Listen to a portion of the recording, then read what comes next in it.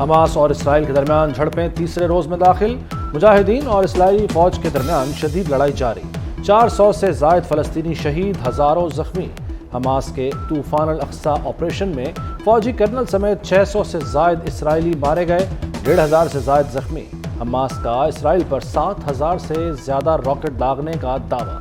اسرائیلی طیاروں کی غزہ میں شہری آبادی پر بمباری، حماس حملوں سے بوکھلائے اسرائیل کی لبنان کے سرحدی علاقے میں بھی گولہ باری۔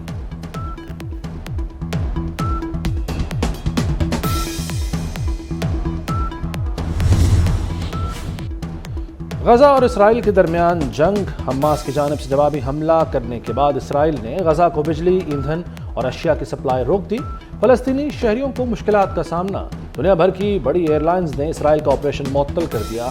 اسرائیل کے دارالحکومت تل ابیب آنے والی متعدد پروازیں منسوخ، بجلی منقطع ہونے سے غزہ کی پٹی مکمل تاریکی میں ڈوب گئی۔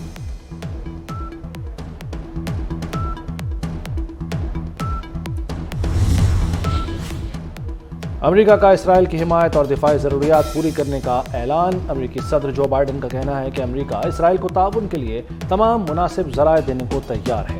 حماس نے غزہ سے اسرائیل پر زمین، سمندر اور فضا سے حملے کیے۔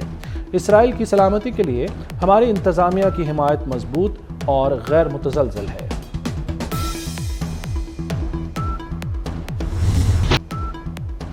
OIC نے اسرائیل کو موجودہ صورتحال کا ذمہ دار ٹھہرا دیا۔ OIC نے مطالبہ کیا کہ عالمی برادری فلسطین میں جارحیت رکوائے اور فلسطینی عوام کا تحفظ کرے۔ فلسطینی صدر محمود عباس نے کہا کہ فلسطینی عوام کو یہودی آباد کاروں اور اسرائیلی قابض فوجیوں کی دہشت گردی کے خلاف اپنے دفاع کا حق حاصل ہے۔ اقوام متحدہ کا سلامتی کونسل کا اجلاس بھی طلب۔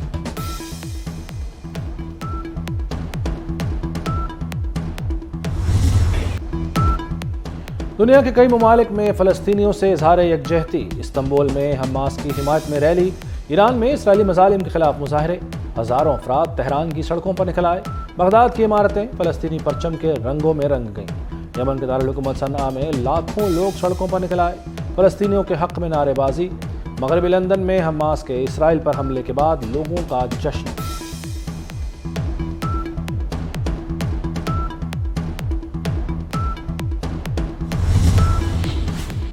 پاکستان کا اسرائیل سے فلسطینیوں پر مظالم فوری بند کرنے کا مطالبہ۔ نگران وزیر خارجہ جلیل عباس جیلانی کا کہنا ہے کہ پاکستان کو مشرق وسطیٰ میں بڑھتی ہوئی کشیدگی اور معصوم جانوں کے ضیاع پر گہری تشویش ہے۔ سوشل میڈیا پر جاری بیان میں جلیل عباس جیلانی نے کہا کہ موجودہ صورتحال میں فلسطینیوں کے ساتھ ہیں، عالمی برادری مشرق وسطیٰ میں دیرپا امن کے لیے فوری مداخلت کرے۔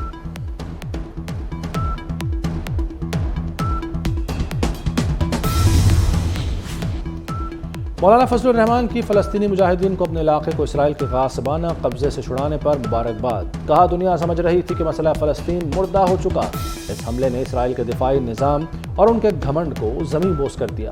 فلسطین کو تسلیم کیے بغیر امن قائم نہیں ہو سکتا۔ ہمارے ہاں ایک طبقے نے اسرائیل کو تسلیم کرانے کی ناکام کوشش کی۔ JUI کا آئندہ جمعے کو ملک بھر میں فلسطینیوں سے اظہار یکجہتی کا اعلان۔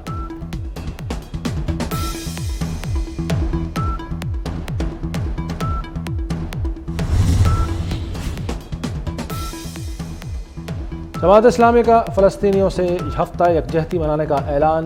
امیر جماعت اسلامی سراج الحق نے کہا کہ حماس کے مجاہدین نے گریٹر اسرائیل کا خواب چکنا چور کر دیا۔ اسرائیل کے لیے نجات کا ایک ہی راستہ ہے کہ وہ فلسطین کو چھوڑ دے۔ حکمران کھل کر فلسطینیوں کی حمایت کریں۔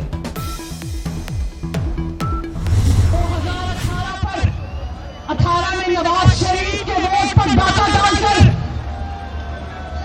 جس گھڑی چور کو حکومت دیا، کہہ رہے ہیں کہ شیر کسی کو نہیں ہرگا، انشاءاللہ تعالیٰ نہیں ہارے گا۔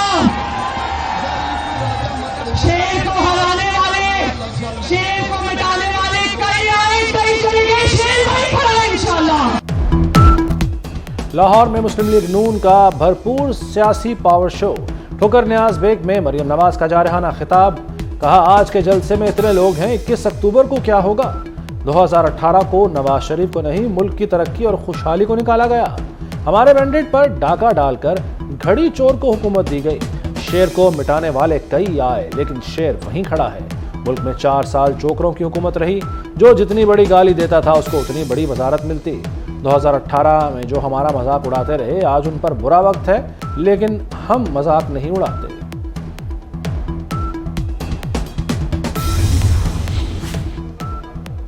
نون لیگ کا بھارا کہو اسلام آباد میں بھی نواز شریف کے استقبال کی تیاریوں کے حوالے سے جلسہ۔ ڈاکٹر طارق فضل چودھری نے کہا کہ 21 اکتوبر کو نواز شریف کا شاندار استقبال کیا جائے گا۔ محسن شاہ نواز رانجھا بولے، ملک میں معاشی خوشحالی لانے کی وجہ سے ہی نواز شریف سے انتقام لیا گیا۔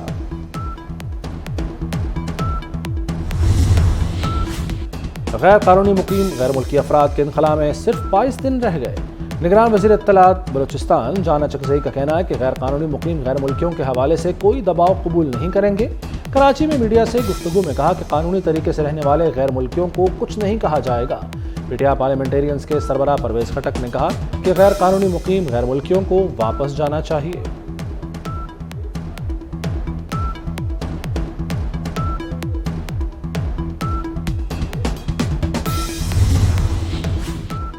شمال وزیرستان کے علاقے رزمک میں سیکیورٹی فورسز کی کارروائی، فائرنگ کے تبادلے میں دہشت گرد عظیم اللہ عرف غازی مارا گیا، اسلحہ بھی برآمد۔ ISPR کے مطابق ہلاک دہشت گرد سیکیورٹی فورسز کے خلاف کارروائیوں اور معصوم شہریوں کے قتل میں ملوث تھا۔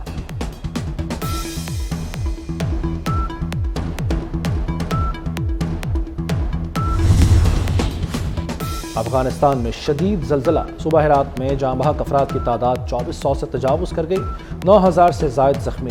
افغان حکام کے مطابق زلزلے کی شدت 6.3 ریکارڈ کی گئی۔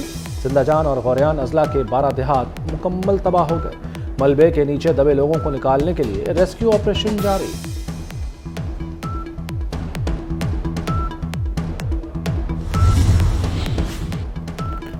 لاہور میں پنجاب انسٹی ٹیوٹ آف کارڈیالوجی کے ایمرجنسی بلاک کے اپ گریڈیشن کا پلان، وزیر اعلیٰ پنجاب محسن نقوی کا PIC کا دورہ، اپ گریڈیشن پروجیکٹ کو 3 ماہ میں مکمل کرنے کی ہدایت۔ وزیر اعلیٰ نے کہا کہ ایمرجنسی بلاک اپ گریڈ ہوگا، نئے سرجنز آئیں گے۔ وزیر اعلیٰ نے زیر علاج مریضوں سے گفتگو بھی کی۔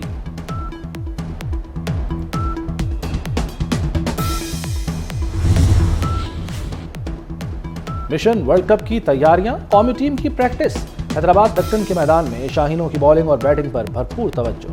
پاکستانی کرکٹ ٹیم کل سری لنکا کے خلاف اپنا دوسرا میچ کھیلے گی۔ قومی ٹیم نے اپنے پہلے میچ میں نیدرلینڈز کو 81 رن سے شکست دی تھی۔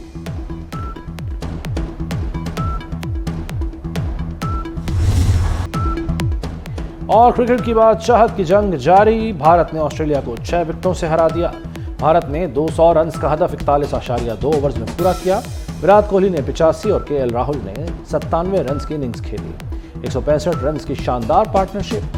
KL Rahul player of the match قرار۔ روہت شرما، ایشان کرش اور شریاس آئر 0 پر آؤٹ ہوئے۔